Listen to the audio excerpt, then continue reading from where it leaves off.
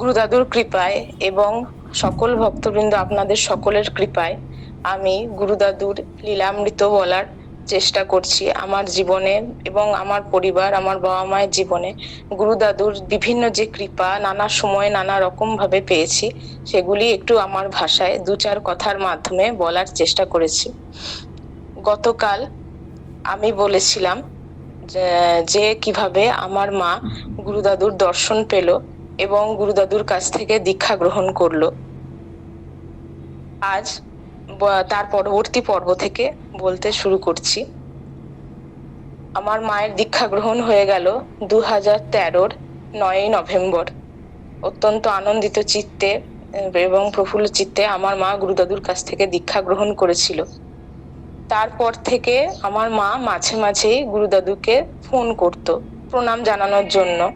মায়ের মন ব্যাকুল থাকতো সবসময় গুরুদাদুর কণ্ঠ শোনার জন্য, ওনার আশীষ বাণী পাওয়ার জন্য মাঝে মধ্যে গুরুদাদুকে ফোন করতো। এইরকম ভাবেই একদিন 2014 সালের 6 এপ্রিল, তার আগে অর্থাৎ 2014 সালের 27শে মার্চ আমার এইচএস পরীক্ষা কমপ্লিট হয়ে গেছে। তো এবার জয়েন্ট এন্ট্রান্স এবং ইত্যাদি অন্যান্য নানা রকম প্রবেশিকা পরীক্ষার প্রস্তুতি চলছিল কলেজ এন্ট্রান্স এক্সামিনেশনের জন্য। তো 2014 সালের 6 এপ্রিল আমার মা গুরুদাদুকে এমনি ফোন করেছিল প্রণাম জানানোর জন্য। তো তার মধ্যেই তখন টুয়াদি গুরুদাদুর কাছে থাকতো, টুয়াদি ফোন ধরতো মা যখনই ফোন করতো গুরুদাদুকে। তো সেই দিনও টুয়াদি ফোন ধরে বলল যে এরকম মা প্রণাম জানালো গুরুদাদুকে। তখন টুয়াদি বলল যে তোমাদের খুব সৌভাগ্য যে দাদু তোমাদেরকে নিজেই ডাকছেন, আসার জন্য বলছেন পুরীতে। কারণ সেই বছর পুরীতে 19শে এপ্রিল এবং 20শে এপ্রিল কুষ্ঠরোগীদেরকে দান উৎসব ছিল, ধন দান উৎসব। তো গুরুদাদু সেটিকে তোমাদেরকে সাক্ষাৎ দর্শন করার জন্য সবাইকেই ডাকছেন, তোমরা সবাই মিলেই সপরিবারে এসো। তখন আমার মা বলল যে বাবা এরকম আমার মেয়ের তো জয়েন্ট এন্ট্রান্স পরীক্ষা রয়েছে 19শে এপ্রিল এবং 20শে এপ্রিলই রয়েছে, তো আমরা তো যেতে পারছি না, তো তুমি ক্ষমা করো। তো গুরুদাদু তখন বললেন যে পরীক্ষা রয়েছে, নিজে থেকেই বললেন যে তাহলে আমি জব করে দেবো। এবার মা বললো ঠিক আছে বাবা, বেশ বাবা। এবার তারপরে গুরুদাদুকে প্রণাম জানিয়ে ফোন রেখে দেয়া হলো। এবার তারপরে মায়ের মনে একটা কৌতূহল জাগলো এবং মা একটু অবাকও হলো যে পরীক্ষা তো হচ্ছে 19শে এপ্রিল এবং 20শে এপ্রিল, অর্থাৎ 6 এপ্রিল থেকে ফোন করা হলো। তো 6 এপ্রিল থেকে 20শে এপ্রিল প্রায় 2 সপ্তাহের ব্যবধান। তো এই 2 সপ্তাহের ব্যবধানের মধ্যে গুরুদাদুর মানে মনে থাকবে কি করে যে জব করে দিতে হবে পরীক্ষার জন্য। আসলে মায়ের লৌকিক বুদ্ধিতে তখন অবধি মানে গুরুদাদু যে সাক্ষাৎ অন্তর্যামী নারায়ণ, সেটা উপলব্ধি করতে বেশ কিছুটা সময় লেগেছিল। দীক্ষা গ্রহণ হয়ে গেলেও মানুষের কি হয়, মানে লৌকিক বুদ্ধিতে তো অতটা সবসময় উপলব্ধি করতে পারে না। কাজেই মা সেটা ভেবেই একটু অবাক হচ্ছিল মনে মনে। কিন্তু গুরুদাদু তো আমাদের সাক্ষাৎ অন্তর্যামী নারায়ণ, তিনি মানে আমরা মুখে যদি কিছু নাও বলি, আমরা মুখে না বলেও তিনি সমস্ত কথাই বুঝে যান। মানুষের অন্তরের কথা, ভক্তবৃন্দ শিষ্যবৃন্দ প্রত্যেকের অন্তরের কথা কিন্তু না বলতেই তিনি বুঝে যান। যথারীতি আমার জয়েন্ট এন্ট্রান্স এক্সামিনেশন এলো, 19শে এপ্রিল 20শে এপ্রিল পরীক্ষা দিলাম এবং তারপরে মে মাসে বিশ্বভারতীর এন্ট্রান্স এক্সামিনেশন টেস্ট ছিল, সেই পরীক্ষা দিলাম এবং জুন মাসে আমি বিএসসি নার্সিং এর যে জেনপার এক্সাম হয় এন্ট্রান্স এক্সামিনেশন, সেই এক্সামিনেশনও দিলাম। এবং এই সবগুলি পরীক্ষাতেই গুরুদাদুর কৃপাতে, গুরুদাদুর আশীর্বাদে আমি ভালো ফল করলাম। ইঞ্জিনিয়ারিং, ফার্মেসি, বিশ্বভারতীর entrance examination, zoology, botany group এবং বিএসসি নার্সিং ইত্যাদি সবেতেই আমি চান্স পেলাম। কিন্তু আমার সে সময়ে আমি খুবই মানে নরম মনের ছিলাম এবং নরম স্বভাবের ছিলাম, কারণ ব্লাড রিলেটেড কোনো কিছু ডিসকাশন বা কোনো কিছু আলোচনা যদি হতো, কারুর মুখ থেকেই আমি শুনতাম, তাহলে আমার তখন শরীর খুব খারাপ লাগতো। তার জন্যই আমি মানে সমস্ত কিছুতে গুরুদাদুর আশীর্বাদে চান্স পাওয়া সত্ত্বেও কেবলমাত্র আমার ওই ব্লাড রিলেটেড ব্যাপারটাতে একটু ফোবিয়া থাকার জন্য আমি সেখানে কোনো জায়গাতেই আর পড়িনি। আমি জেনারেল লাইনকেই চুজ করলাম, দিয়ে ইংলিশ অনার্সে ভর্তি হলাম সিউড়ি বিদ্যাসাগর কলেজে। এরপরে গুরুদাদুকে দর্শন করার সৌভাগ্য তো আমার এবং আমার বাবার দুজনাকারই হয়নি, কারণ গুরুদাদু সিউড়িতে এলেনও রমা জেঠিমাদের ঘরে। আমার মায়ের দর্শন করার সৌভাগ্য হয়েছিল এবং সেখান থেকে আমার মায়ের দীক্ষা গ্রহণ লাভেরও সুযোগ হয়, গুরুদাদু কৃপা করেছেন। কিন্তু আমার আর আমার বাবার তো দর্শন হয়নি গুরুদাদুকে তখনও। এবার কাজেই গুরুদাদুকে দর্শন করার জন্য উদগ্রীব হয়ে থাকলাম যে কোনো উৎসবে যাতে আমরা যেতে পারি, যোগদান করতে পারি। সেই মতো তখন নভেম্বর মাসে 2014 সালের নভেম্বর মাসে শিলিগুড়িতেই গুরুদাদুর জন্মোৎসব তো হয়ে গেছে আগেই, একটা 8ই আগস্ট 2014-তে 8ই আগস্ট হয়েই গেছে, কিন্তু সেটার উপলক্ষ করেই 2014 নভেম্বরে শিলিগুড়িতে জন্মোৎসব উপলক্ষে একটি বিরাট সমারোহের আয়োজন হয় 3 দিন ধরে, যার মধ্যে একদম শেষ দিন অর্থাৎ 10 তারিখে নারায়ণ পুজোর আয়োজন করা হয়েছিল ইত্যাদি। তো আমরা আগে থাকতেই টিকিট কাটলাম, রিজার্ভেশন টিকিট সবাই মিলে গেলাম।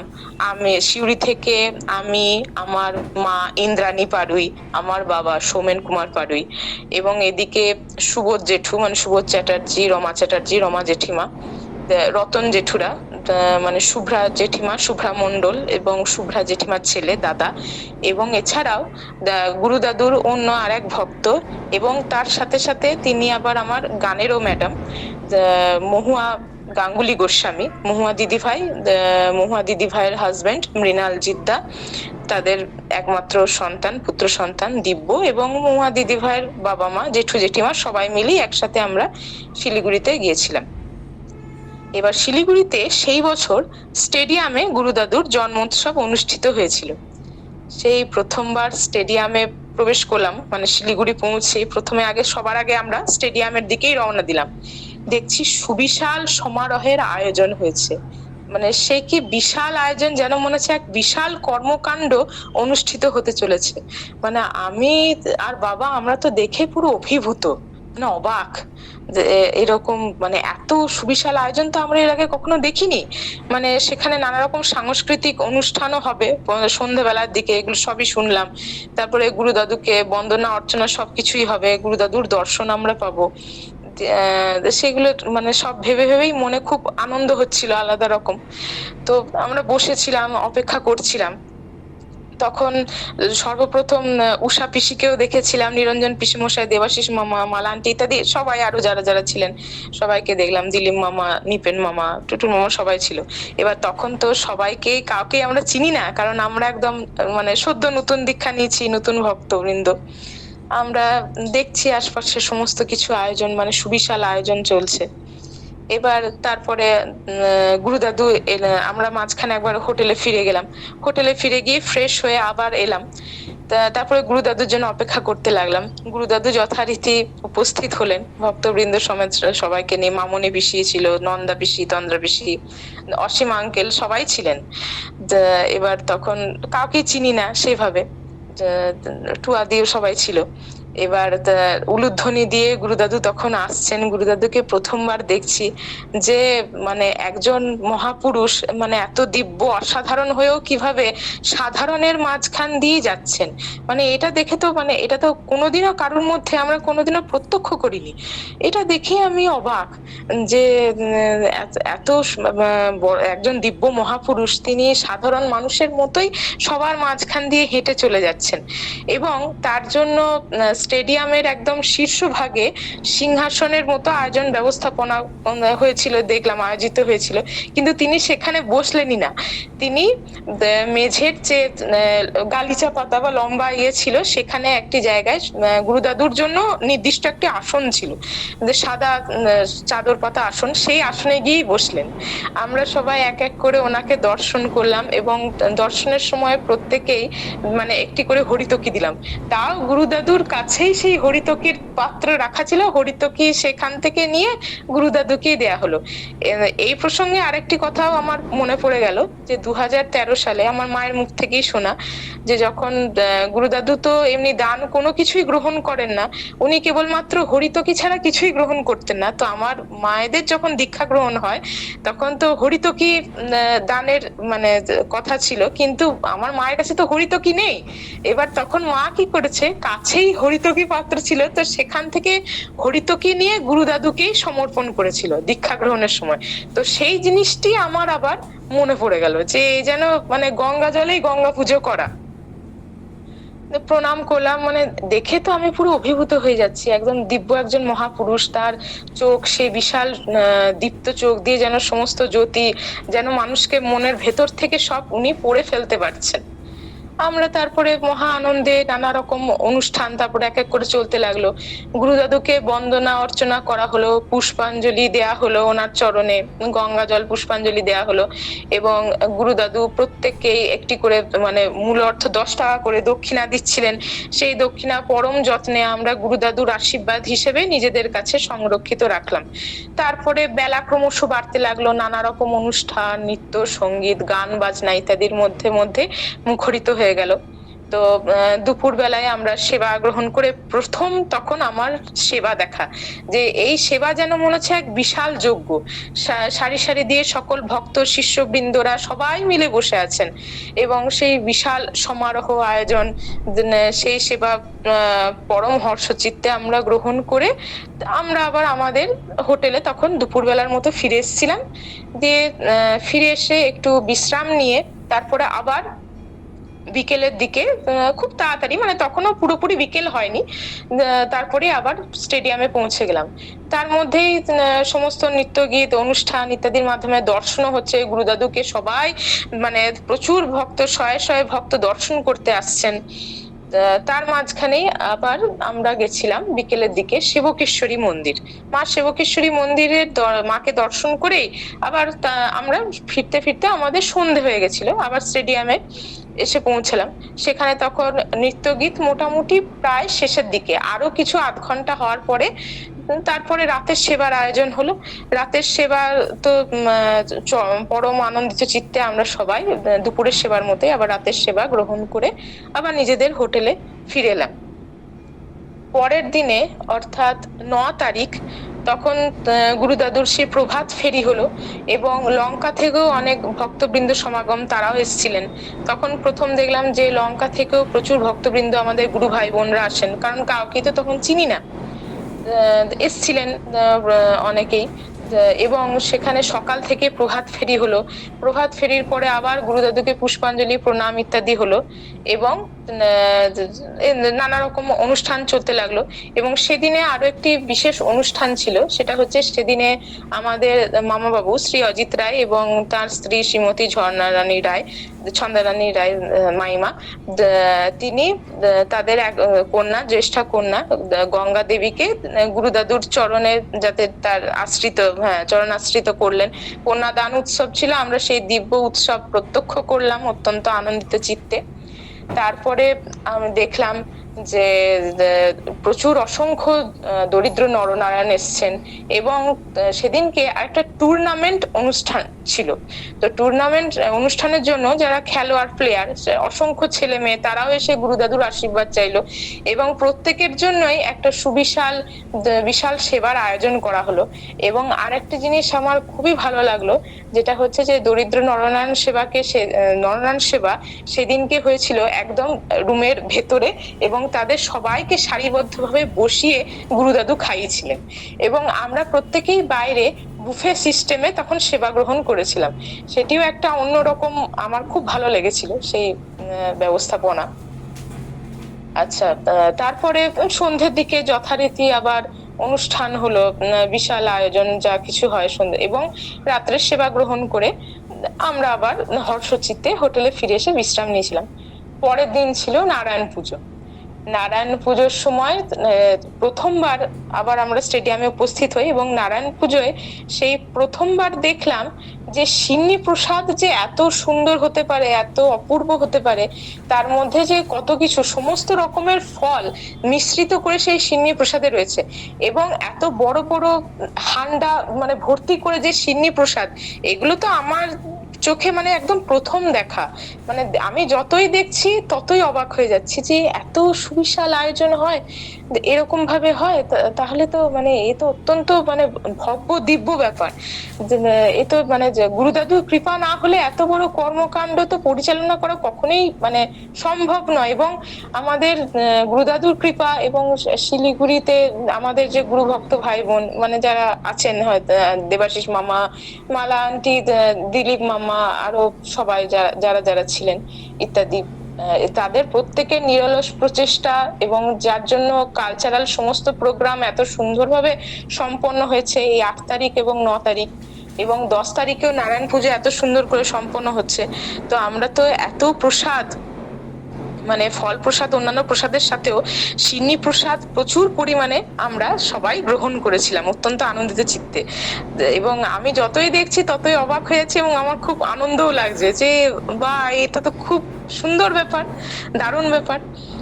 এবং এখানে প্রসঙ্গত উল্লেখ্য, তারপরে গুরুদাদুর অনুষ্ঠান মানে নারায়ণ পুজোর পরে আমরা যখন দুপুরে প্রসাদ গ্রহণ করলাম, তারপরেই শেষ হয়ে গেল।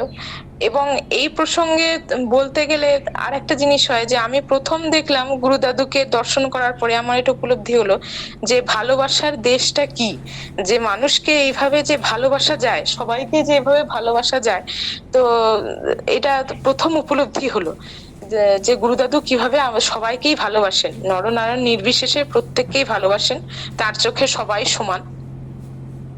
এবং এই প্রসঙ্গে বলতে গেলে আরেকটা জিনিস উল্লেখ্য হচ্ছে, সেটা হচ্ছে যেটা আমার বাবার মানে এই 9 তারিখ 9 নভেম্বর 2014 এবং 10ই নভেম্বর 2014 এই দুটি দিনই কিন্তু দীক্ষা গ্রহণ হয়েছিল।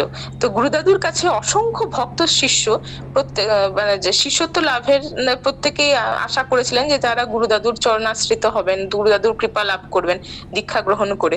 তো প্রচুর ভক্ত বৃন্দ তারা কিন্তু দীক্ষা গ্রহণ করেছিলেন এই দুদিনে। তো আমার বাবারও কিন্তু ইচ্ছা হয়েছিল যে দীক্ষা নেবে। এবার কি, কিন্তু এত মানে ভক্ত সমাবেশ গুরুদাদুর কাছে আমার বাবা ঠিক করে সময় বার করে উঠতে পারেনি।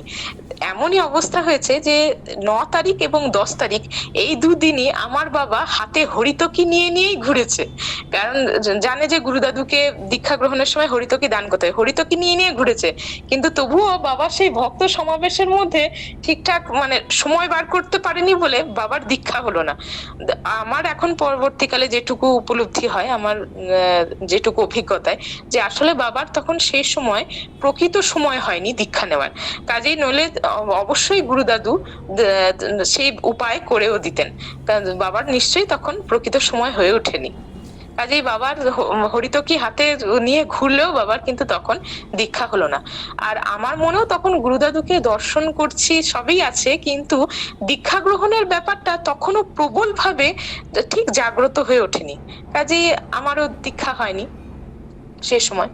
এবং এরপরে বলতে গেলে আরেকটি গুরুত্বপূর্ণ বিষয় বলা দরকার, যেটা আমাদের জীবনে দাদুর কৃপা পেয়েছি, সেটি হচ্ছে যে আমরা 2014 সাল পর্যন্ত 2015 সাল অব্দি মোট সর্বপ্রথম ভাড়া থেকেছি। তো ভাড়া বাড়িতে কি হয়, বিভিন্ন ধরনের সুবিধা অসুবিধা ইত্যাদির কারণে আমার মায়ের অনেক দিন ধরেই ইচ্ছা ছিল যে নিজের বাড়ি হোক, আমাদের একটা নিজস্ব বাড়ি ঘর হোক। এবার মা চেয়েছিল যে গুরুদাদুর কাছ থেকে এই ব্যাপারে পরামর্শ চাইতে, যে গুরুদাদু কি উপদেশ দেন সেই উপদেশটাকেই পাথেয় করে নেবে আমার মা, সেই মতেই চলবে। তো এবার এদিকে তো শিলিগুড়িতে বিশাল ভক্ত সমাগ্রহ, বিশাল অনুষ্ঠান, বিশাল উৎসব হলো, সুবিশাল, প্রায় মোটমাট যতদূর আমার মনে না থাকলেও প্রায় 5000 ভক্ত সমাগম হয়েছিল যতদূর মনে পড়ছে। তো সেখানে তার মধ্যে তো গুরুদাদুকে কি করে মানে একটু ফাঁকা সময়ে যে মা জিজ্ঞাসা করতে পারবে, সেই সময়টা তো মা মানে বুঝতে পারছে না, বার করতে পারছে না কি করে করবে।